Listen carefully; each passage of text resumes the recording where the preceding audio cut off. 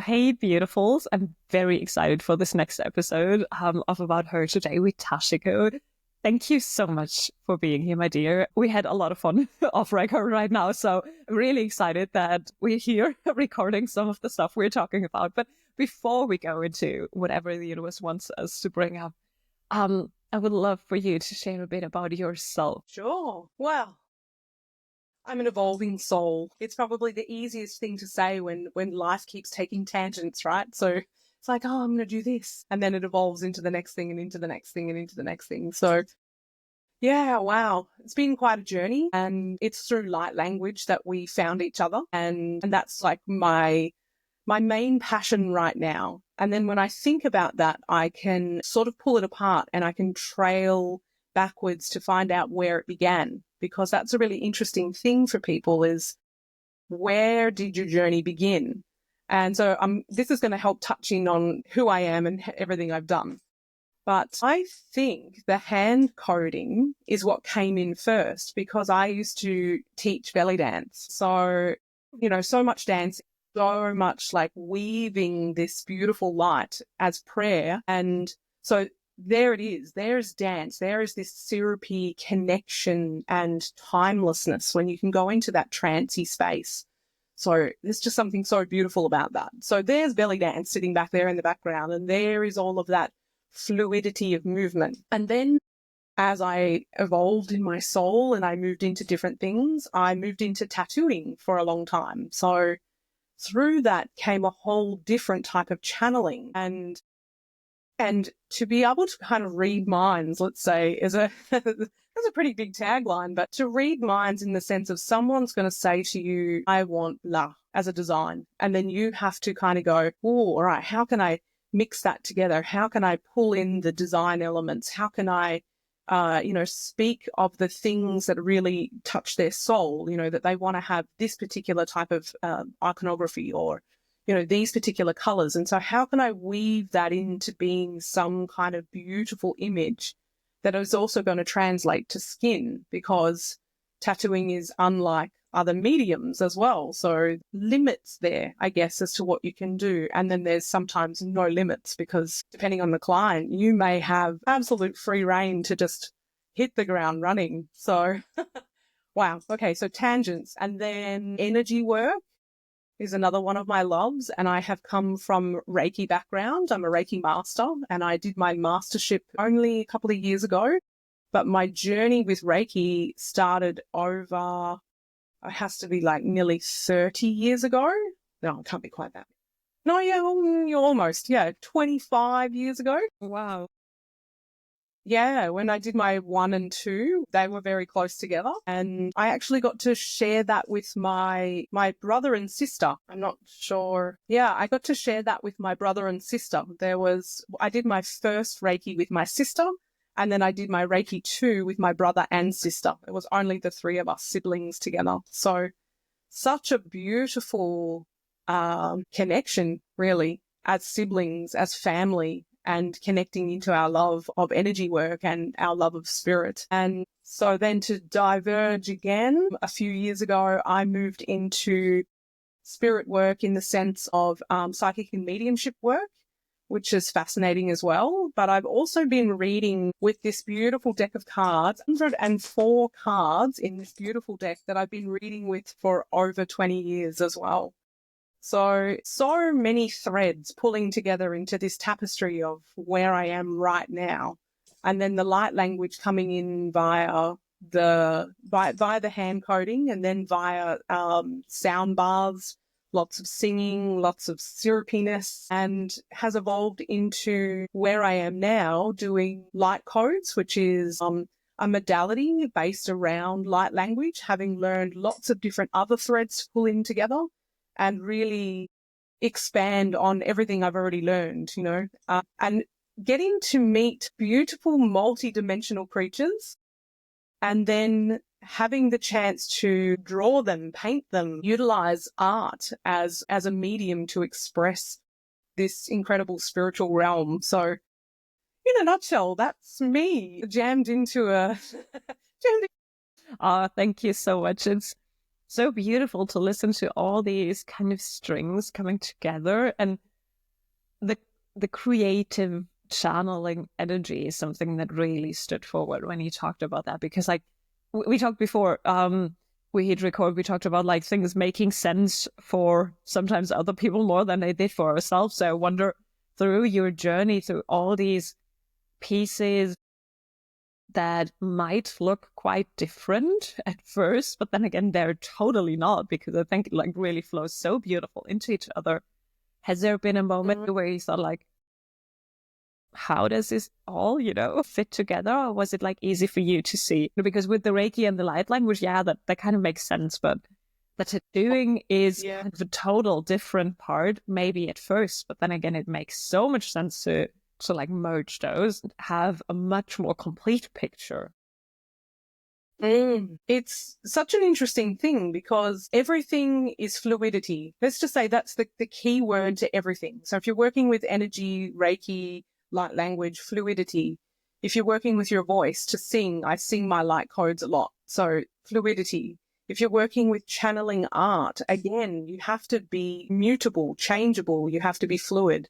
The dance is one of the things that first taught me how to be fluid in the most beautiful and graceful ways. So I think once you find flow, once you find that fluidity, you just point it in any direction you're looking at.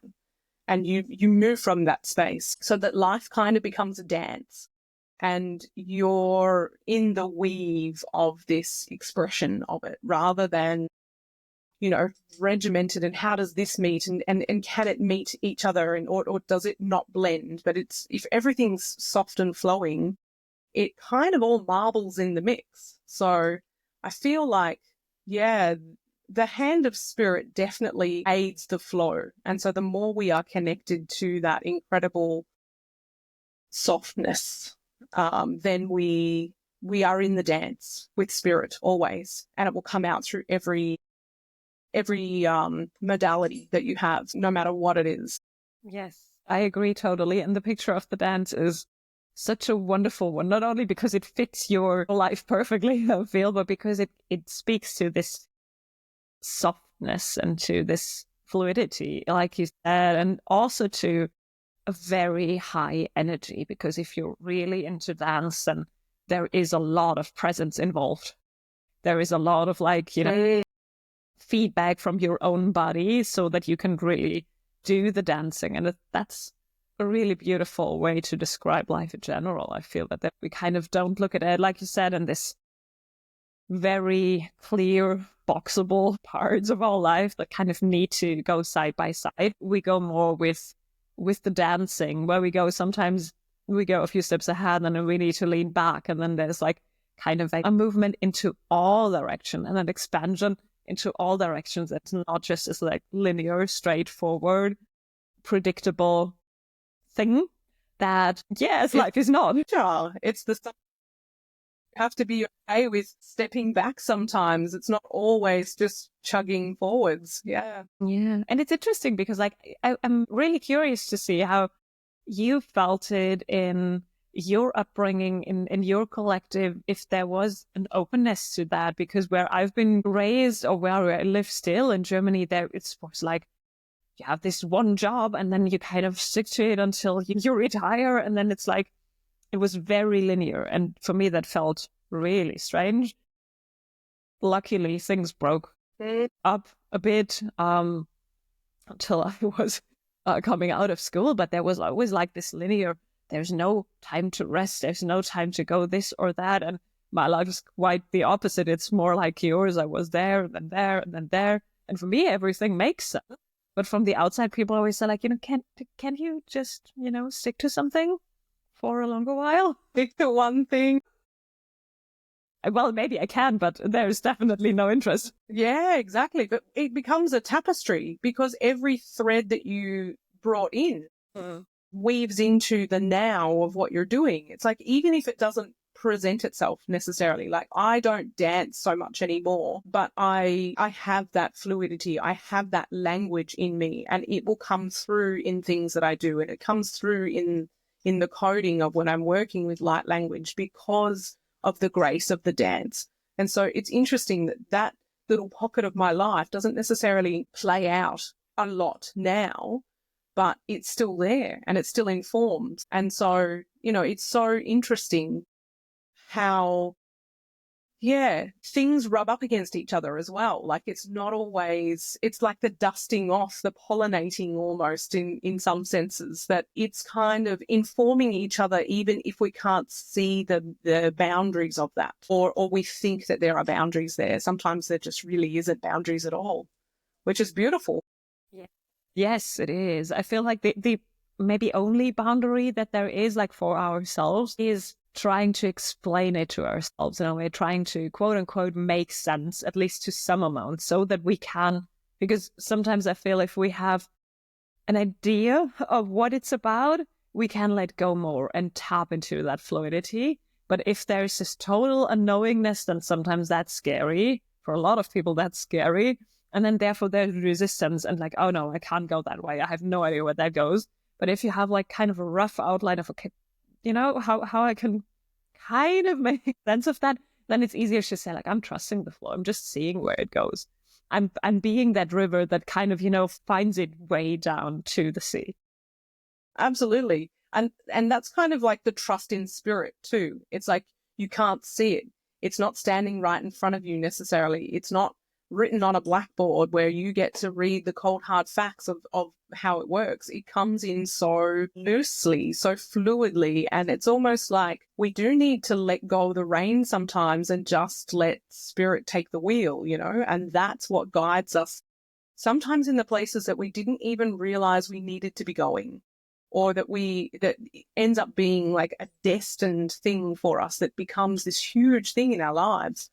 We couldn't have seen that coming because spirit just sort of turned the car around, was like, over here you go, and you maybe wouldn't have seen that beforehand because you were so like, I have to do it over here and I have to do it this way. So, there's some interesting limits with that stuff, and surrender and trust in there is huge. Like whenever we work with spirit in any way, I think we have to somewhat learn how to trance and really sit back in the back seat and allow spirit to kind of come through in the foreground and work its magic. And we have to sort of get out of the way as best we can sometimes just to allow that flow.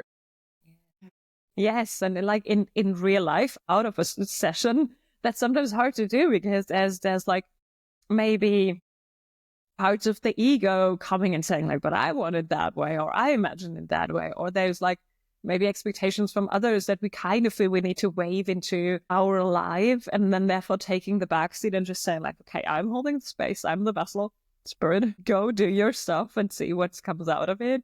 There's often resistance, or maybe even like feedback that is kind of creating tension or pushing us into a more stable form and a bit less out of this fluidity. But nonetheless, it's on us to really stand firm and say like, okay, I've seen the power of spirit. I want to be connected to that. I feel it's like an ongoing saying yes to that unpredictable, miraculous work of the spirit, compared to the very logical, very predictable way that humans want to kind of foresee what is structure. Next. Yeah, structure. Yeah, it's interesting. And I thank you so much for sharing about belly dancing, because just when you said, I was like reminded of how I was doing Indian dance for 10 years, roughly, through my childhood and teenage years. And I've never until now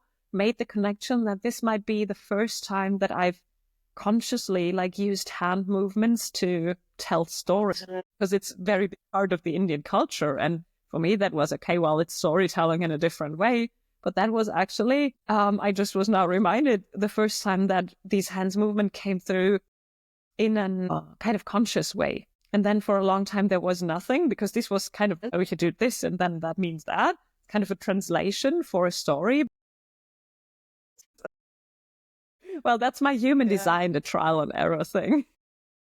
The 1-3 is the one that is like really wanting to, see how things work and then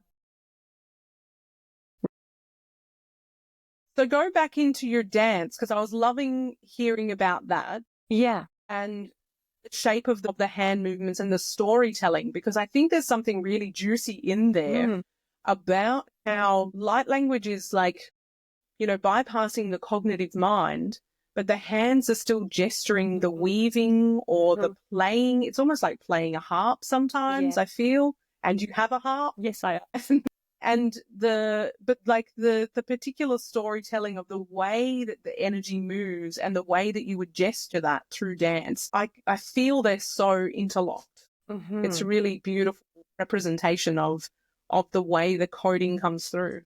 Yes, it's really interesting because, like, depending on what kind of Indian dance you do, it's very structured and a bit more, you know, And then there's like the South Indian dance, and like the most beautiful structure that we had here is the lotus flower, which is kind of like this movement, and then you go up into what I call the vessel. Yes, and for me, when I first encountered that, maybe it was like 9 or 10 years, I don't know. That was like, oh my God, I could do that with my hands. And that is kind of bringing over that picture of the lotus flower, which has such a big meaning in the Indian culture. And it was like really a miracle to me how, you know, it's just these two hands that I use for writing or whatever I did have the potential But look to... how they transform. Yes. Have a potential to transform energy or to tell a story. And that was really... so wonderful. And in combination, and maybe that's something that you can relate very well to, is like in combination to the foot movement, because the hands and the foot have a like really clear way of working together in the classical Indian dances. And I love that very much because you mentioned playing the harp or even playing the piano, it's always about the hands. And I love that the Indian culture is emphasizing so much on the foot, on the grounding, on what brings us forward, and not just what we can craft. Not that it's not important. I don't want to devalue, but I think it's like really nice that it merges together these two. It's very balanced. Yeah. So that was really beautiful for me, and the whole body is in movement. Did you have the bells? Yes, I had the bells. These really heavy bells. Yeah, I love them. I think they're gorgeous. If you ask my neighbors back then, they say they wouldn't love them because, you know, there's a lot of stamping. Yeah. If you don't live in basement, then that's maybe sometimes hard for other people. But floor with your bells. Yeah. So, but like the way, and then of course, like the classical Indian music and doing this together, it's almost like we talked about that when we've met before, doing light language together. And I think the feeling of like many people doing the classical Indian dances together where it kind of interweaves as in any other form of dancing where you are fluidity again, like merging with another soul and then being separate. And then there's always this dance of like oneness and duality or even more, depending on how many people. There's a lot of like interconnection of the energies that has this softness and this like feminine flowy energy that I feel very drawn to. And I think it's the same way when we speak light language together, where we listen to each other, but then again, we are our own and we have our own channeling. Yeah. It blends. Yeah, definitely. I think, and anything like singing together as well, it's the same thing. You have to hear the other person. You have to listen to what they're doing so that you can harmonize with them. And then you may have solo moments, you know, like dance, song, whichever. You have those moments where the other one might step back and it gives you the room to open up forward. And then you'll switch around so that it's like who's leading the dance or who's leading the song. And there's always just room for it to kind of flow in these beautiful ways with each other. But you do definitely have to be listening to each other. There has to be that thread, that connection. Without it, basically, it becomes chaos. It becomes, you can imagine, 10 dancers with stampy bells and you wouldn't hear a thing. Absolute chaos. Yes, definitely. But when they're in unison, the power of that's magnificent. And when there's a style of belly dance, so interesting that we're going off on this dance tangent, but there's a style that's called American tribal style, and it's all about moving in unison. So it's like a flock of birds. Everybody just turns. the tiniest little signals that the leader will give the people behind her, and everybody just moves in the same beat. They know exactly what's coming up because of that tiny little gesture. And some moves link with each other. So there's this beautiful kind of balance of watching and listening and sort of reading the feedback from this one person. But then she might turn around and the new leader is now the person at the very back who's leading the entire thing. And then it switches back around again. So there's this incredible organicness to the way that it can weave. But you really have to pay attention to each other, because if you don't, you're going to clunk into someone and you lose that sort of magic that happens when everybody is like moving in unison, that you can't see who's leading and who's following. It becomes this beautiful organic, I think they call it murmur, when birds all turn at the same time. Yeah. And yeah, it becomes this incredible flow state that happens. And yeah, so magic. I can imagine the same for the Indian dances, the bells. I know a lot of that is quite choreographed. So, and this particular dance style borrows really heavily from Indian and flamenco as well to, merge it with belly dance. But some of the shapes, some of the style, some of the flow, so beautiful. But it's a real thinking game too, because you have to be watching absolutely everything or you'll turn the wrong way and everyone else will be like, and you're like, oh. Yes, that's what I meant with presence before, that you need to be like really in the moment. There's no dreaming off, especially like in the way you just described it, which is not classical for the Indian dance I've learned, or maybe there is a version that does it, but the way I've learned is very choreographed. So you exactly know what happens. Still, there's like change of the leader or change of the one who is kind of like, the first person in that part of the dance, and it changes. And I think we can learn a lot about life when we translate the structure of the dance or the energy of the dance into life. Because what you just said, I think it's really beautiful if you think we had election yesterday. So there's a lot of like, how does society function at the moment, energy.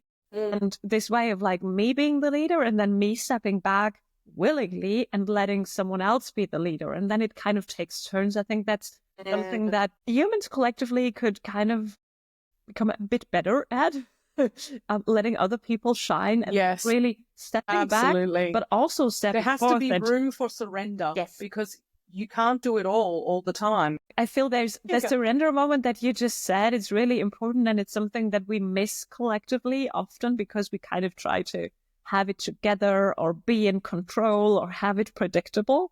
And what we learn from the dances, there might be some rough structure, but then again is what you said. I love how you shared that there's this leader giving this tiniest of there's a leader giving the tiniest movement, and then everyone is kind of shifting, and it's not by force. It's a movement of power, and it's like the birds. It's like giving you the hint of what is up next, but everyone is kind of doing it at free will, and there's this co-creation rather than I need to be the best. Yes. We love technology and we love when it works so seamlessly, and we take that for granted. And then when it doesn't work so seamlessly, we're just like, all aggravated about it. But we can't automatically change it either. There's a lot of surrender in there. Like, we are on opposite sides of the globe right now. The fact that I'm able to talk to you at all and even see like a fuzzy picture at all is amazing, because you're on the other side of the world.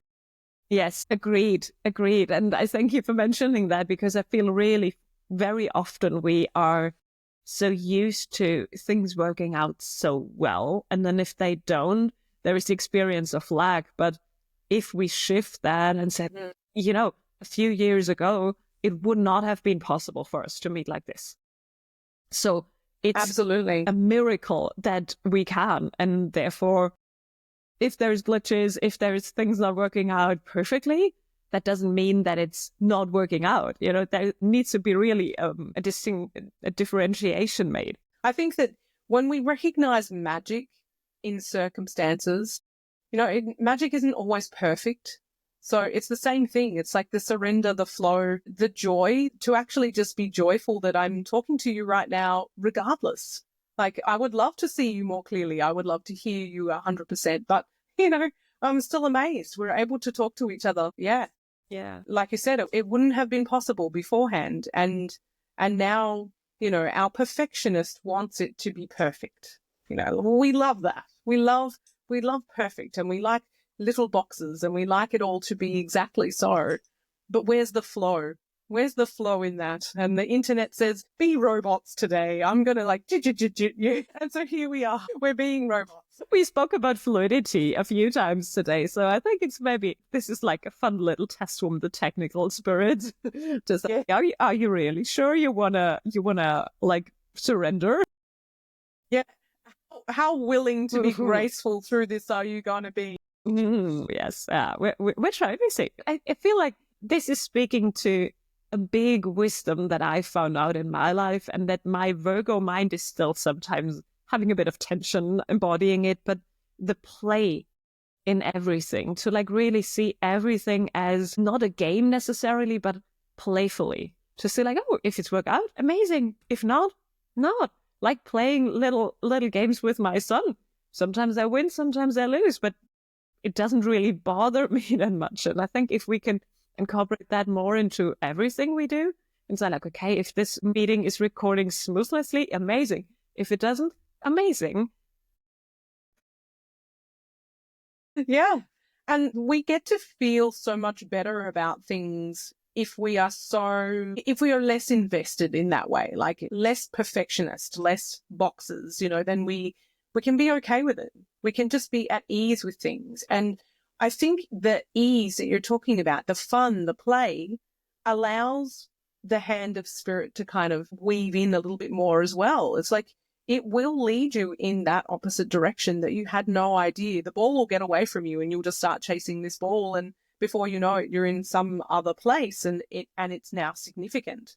But if you hadn't chased the ball, you would never have found the place. So sometimes it's all just stirred together, and we don't get to control it, and it's kind of a beautiful thing. It's just got to remember to flow. I love that you mentioned that, because we have touched on it before, and what came to me is like, I know a lot of my clients have that too. That's why I'm bringing it up. Have this feeling of, I need to stick to that, and I've just committed to that, and so I need to stick with that. And then something else comes up. For me, that was, for example, I've studied human design, started last year, and I thought like, okay, I'm sticking to this. This is big. I need a lot of time to like really digest it carefully and deeply so that I can really work with it.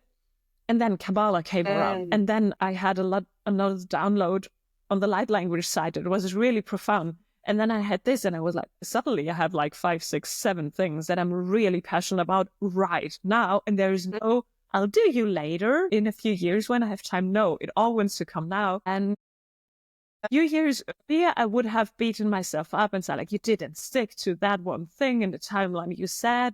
And that's what comes up in my work world a lot too, is just like, I didn't do what I said, or I was sidetracked. And I love the way you just explained that through the fluidity. Been in a lot of flow. We've been in a lot of dance and talking a lot about the interconnection of how we can kind of take that beautiful principle of listening to each other, of being community-minded in that, of allowing someone else to take the lead and surrendering back into the tribe that follows the leader. And then sometimes it's going to be your turn to lead and you'll step up into, and then other times you'll switch back again and you'll move back into the pack, there's a lot of room for that wisdom to integrate into our society, to allow each other to shine sometimes. There is absolutely room for it. We need it, and not always to just have the same people on top all the time. It's kind of exhausting, and there's a lot of wisdom that gets missed because people don't get the chance to stand in that role. Yeah.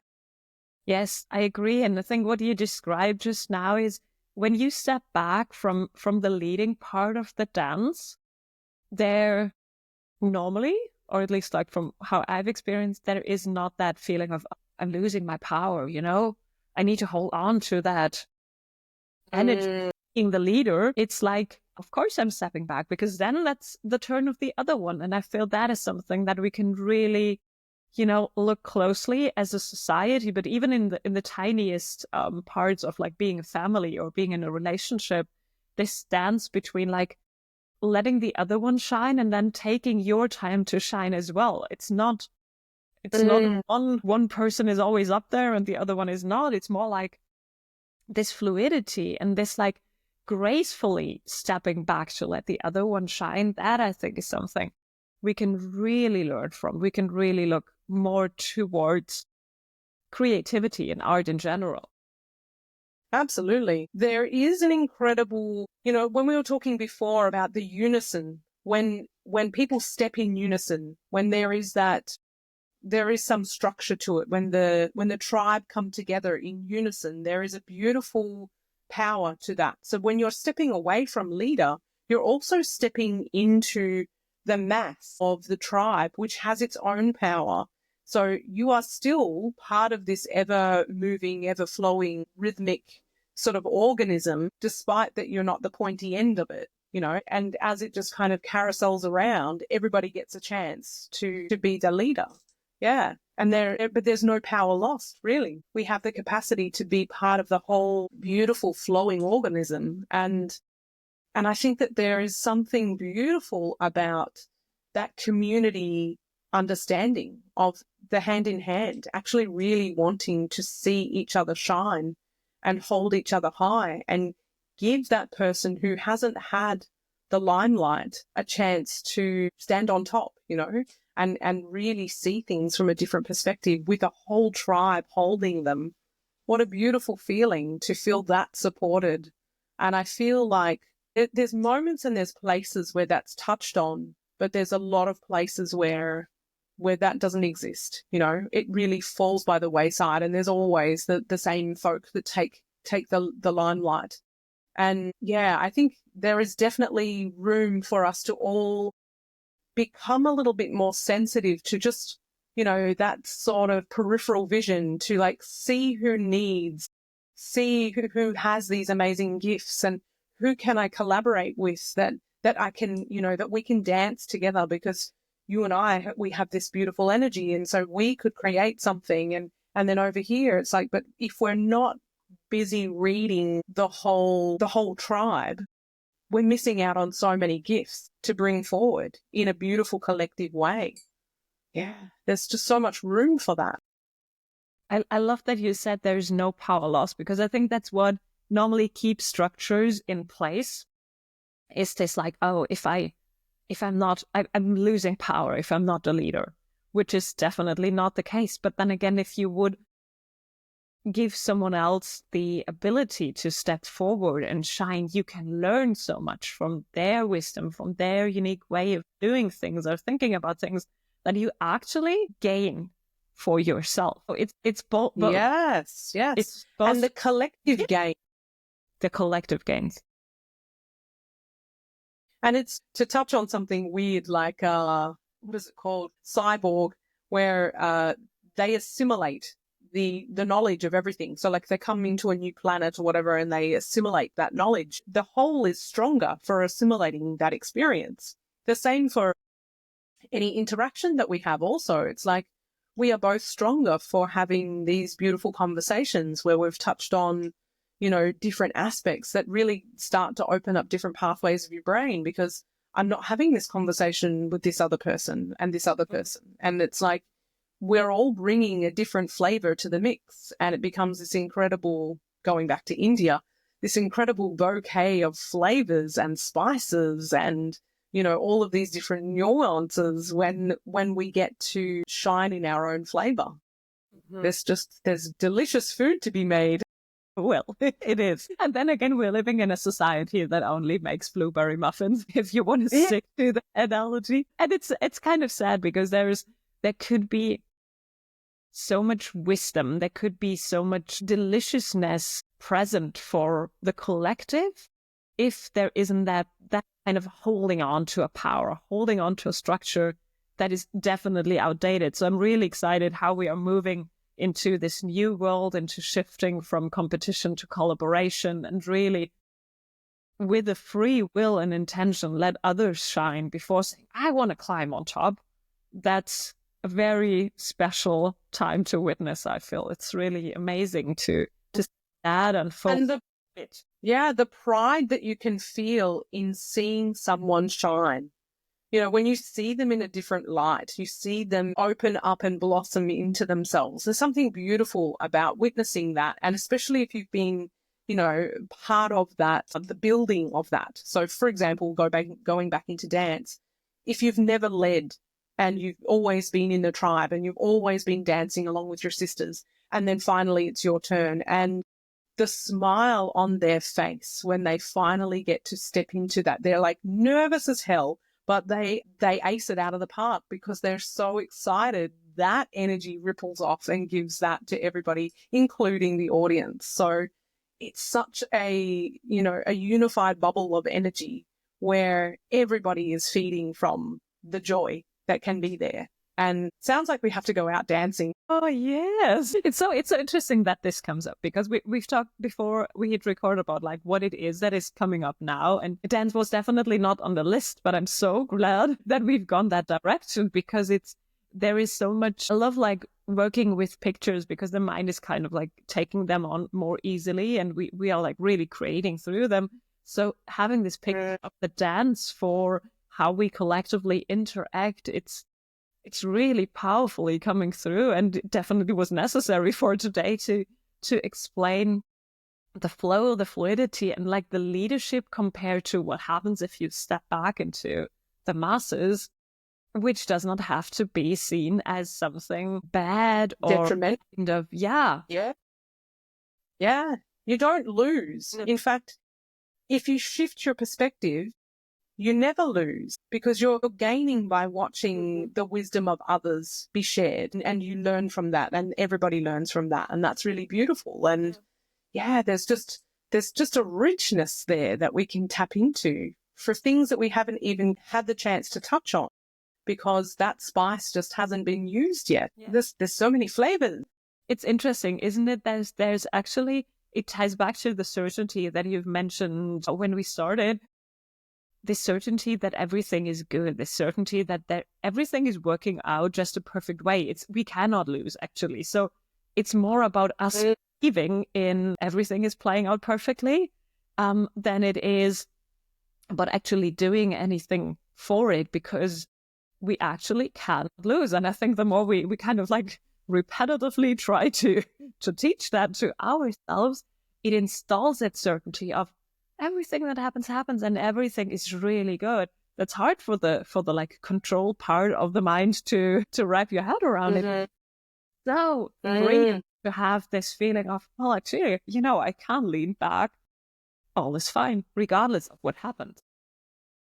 Absolutely. Yeah, there's so much room to learn ourselves as well, like all of the nuances of that experience. There's so many pockets, and it's something that we spoke on earlier too, before we actually jumped on the call, is of the blind spots of ourselves, that if we step back also, that we feel that we're losing, we're not seeing the beauty of the rest and the beauty of watching others take the lead and what we learn. And when we're in that blinder, you know, we can, I mean, I had this happen today. I was just like, no, I'm trying to get this thing done. And it was like barely working, you know, it's like millimeter after millimeter of trying. And it's just like, if I could just go, oh, it's all working out perfectly. I was just obviously supposed to spend all day working on that thing, as opposed to it just, you know, zipping through in 10 minutes. It's like, of course, you know,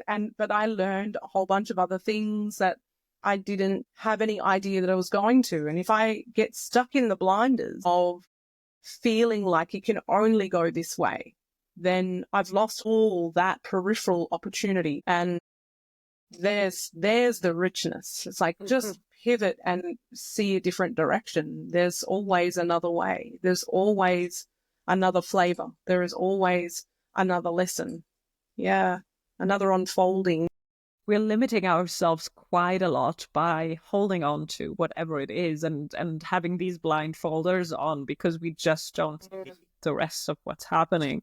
Saying like, I need to be in that space, I need to do that, or I need to do that in XYZ amount of time. We are missing out on what is coming to us. So I think it's a lot about, we mentioned surrender a few times before, about surrendering to what comes and really be willing to look at whatever comes up.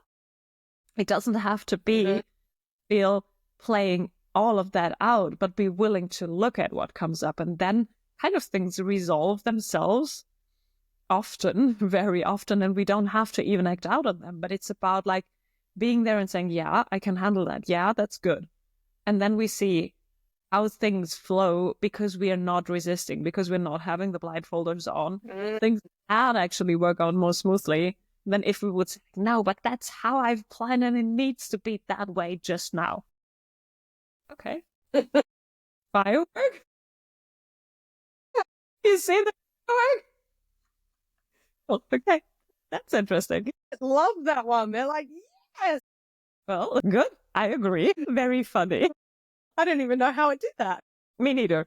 No idea. Well, we talked about the spirit of the technical world before. It seems to be like definitely here. Oh, and there's tangents we could go down with that one. I listened to an incredible podcast that was all about spirit accessing technology to communicate, and phenomenal stuff. Phenomenal. And they were like trying to test things to see how, how valid all of that information that was coming through was. And they kept changing things, and spirit just kept using whatever was available to them to keep communicating through the technology. It was just like they were literally almost unplugging everything, and spirit was still making it work. Not quite that far, but yeah. Well, it's again about like not trying to explain something with the logic and keeping on to a controlled path, but more being open to see what happens, and therefore the beauty can unfold because or the wisdom can come through, or whatever you want to call it. But there is definitely a richness that comes when we lean back and trust instead of trying to have this tension, this force of things going into a direction we imagined, we decided with our limiting mind that it's the best one right now. And that's hard often. That's really, sometimes it's actually a thing to go down that road. But it's very good.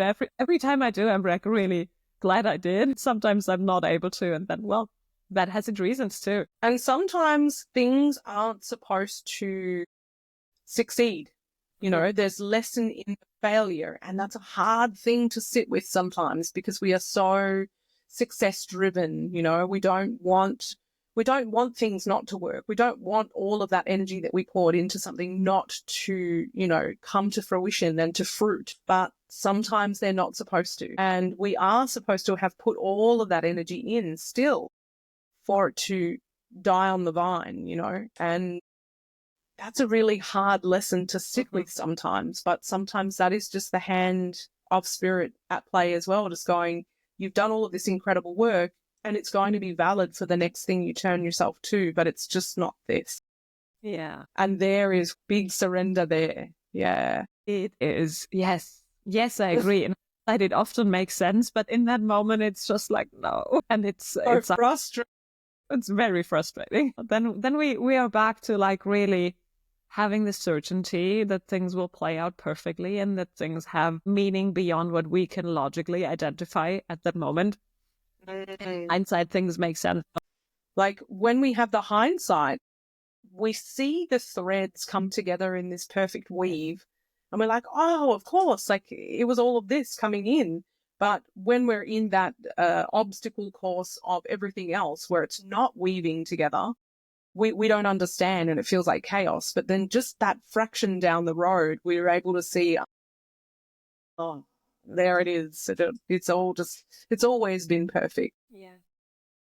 Which just I think could like really, if we could just remember that a bit more, that hindsight, everything is always working out good. So why can't we trust into what is unfolding at the moment? Because we already know that looking back, things have their place, their meaning. And even if they're not always easy, they have always unfolded for the best. So it's really about translating that wisdom into how we go about the future instead of like trying to stay with the holding of the control just because it's a habit. And really, this remembering, I think, is something that is very, very, very good to do. And the magic that unfolds of it is. And there's Spirit's hand, you know, it's going to surprise you. It's a beautiful thing when it does too, because so often it's just not the direction you were looking in. And when it unfolds, and it may take its time to, and it may have to fail a bunch of things along the way to put you in the perfect place for that thing to unfold, for that thing to fruit. And then you're like, yeah, like, thank God. And thank God that I've been able to learn all of this stuff along the way as well, because it's all relative, you know, and it all weaves in and everything weaves in. And then when we bring our individual story, our wisdom, and we can weave that into community too. What a beautiful thing. What a more miraculous structure of whatever we are creating together, because everybody has these incredible lines that they're pulling in together. And then, yeah, magic in the middle. Absolutely. I agree. Thank you. Thank you so much.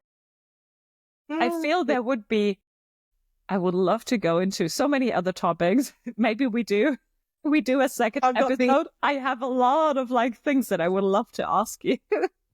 And I would love to like co-create about. It was such a fun experience, regardless of technical things in between. Grumpy technology tried to like keep us from doing. Miraculous from the opposite side of the world, and here we are, you know, still communicating and still able to weave magic with each other, and there's even more to come. You know, that's the amazing thing. That is. Thank you for being here and for this wonderful conversation and these inspiring. Just love that very much. I think gracias. It's been a pleasure. Thank you, darling.